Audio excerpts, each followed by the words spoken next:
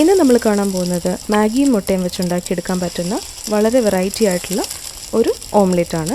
ഇത് നമുക്കൊരു ബ്രേക്ക്ഫാസ്റ്റ് ആയിട്ടോ സ്നാക്കായിട്ടോ കഴിക്കാവുന്നതാണ്.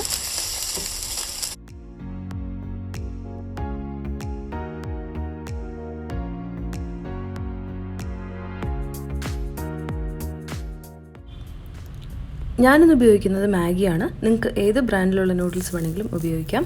നമുക്ക് പൊടിഞ്ഞു പോയ നൂഡിൽസ് ഉപയോഗിക്കാൻ പറ്റിയൊരു നല്ല റെസിപ്പിയാണ് ഇത്.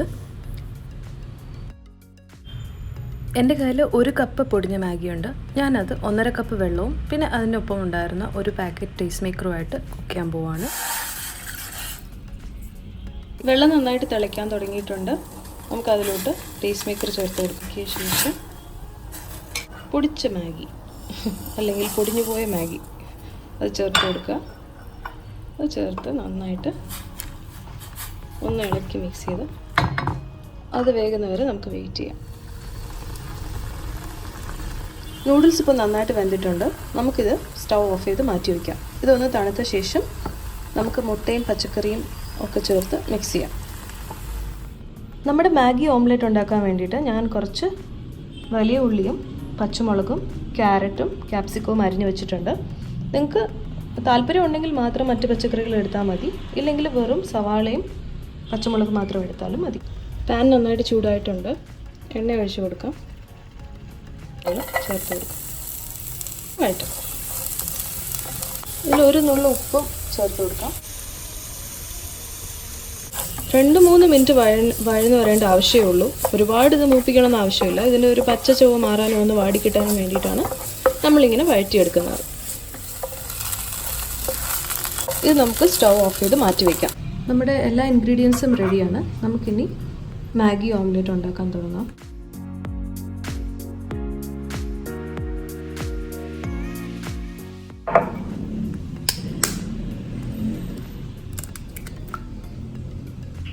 രണ്ട് നുള്ളു ഉപ്പും 2-3 നുള്ളു പെപ്പറും ചേർത്ത് നന്നായിട്ട് അടിച്ച് പിടിപ്പിക്കാം. വഴറ്റി വെച്ചിരിക്കുന്ന വെജിറ്റബിൾസ് ഇതിലോട്ട് ചേർക്കാം.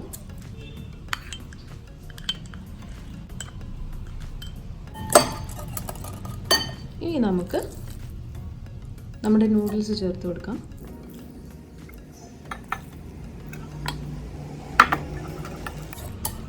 നമുക്ക് ഇനിയും 1 മുട്ടയും കൂടി ചേർക്കേണ്ടി വരുമെന്ന് തോന്നുന്നുണ്ട്.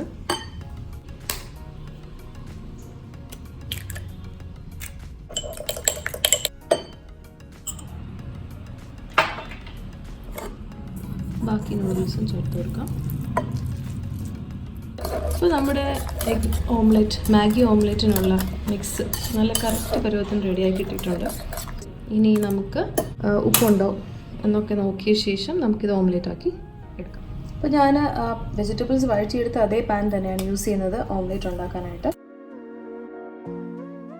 ചെറിയ ചെറിയ ഓംലെറ്റ് ആക്കി ഉണ്ടാക്കിയെടുക്കാം. പാനിൻ്റെ സൈസ് അനുസരിച്ച് 2-3 ഓംലെറ്റ് ഒരേ സമയം ചുട്ടെടുക്കാവുന്നതാണ്. നമുക്കിതൊന്ന് മൂടി വെച്ച് വേവിക്കാം മീഡിയം ഫ്ലെയിമിൽ. ഒരു 2-3 മിനിറ്റ് സമയം കഴിഞ്ഞിട്ടുണ്ട്. അപ്പോൾ നമുക്കിതൊന്ന് തിരിച്ചിട്ട് കൊടുക്കാം.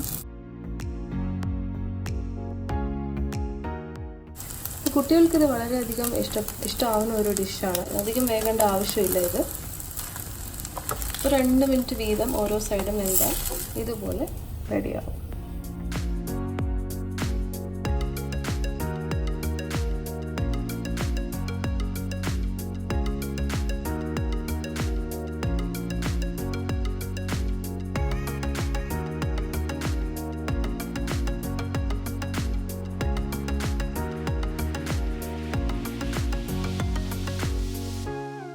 ഈ അളവ് ഞാൻ കാണിച്ച അളവിൽ നിന്നും എനിക്ക് കിട്ടിയിരിക്കുന്നത് 10 ഈ സൈസിലുള്ള, അതായത് എൻ്റെ കൈയേക്കാളും ചെറിയ വലുപ്പത്തിലുള്ള ഓംലെറ്റുകളാണ്. അങ്ങനെ നമ്മുടെ എല്ലാ ഓംലെറ്റും ഇവിടെ റെഡി ആയിട്ടുണ്ട്. നമുക്കിനി ഇത് കഴിച്ച് നോക്കാം. ഇത് ചൂടായിട്ട് തന്നെ കഴിക്കുന്നതാണ് ഏറ്റവും ടേസ്റ്റ്. നൂഡിൽസും വെജിറ്റബിൾസും മുട്ടയും എല്ലാം ചേർന്നിട്ടുള്ള ഒരു കംപ്ലീറ്റ് ബ്രേക്ക്ഫാസ്റ്റാണിത്. ഇത് ഭയങ്കര ഹെൽത്തി ആണെന്നൊന്നും ഞാൻ പറയില്ല. പക്ഷേ എപ്പോഴെങ്കിലും ഒരു ചേഞ്ചിന് വേണ്ടിയിട്ട് നമുക്ക് സാധാരണ ഫുഡ് കഴിച്ച് മടുക്കുമ്പോൾ ഇതുപോലെ ഉണ്ടാക്കി നോക്കാം. നമ്മുടെ പൊടിഞ്ഞിരിക്കുന്ന മാഗി ഉപയോഗിക്കുകയും ചെയ്യാം അതുവഴി. ഭയങ്കര ടേസ്റ്റാണ് ഇതിന്.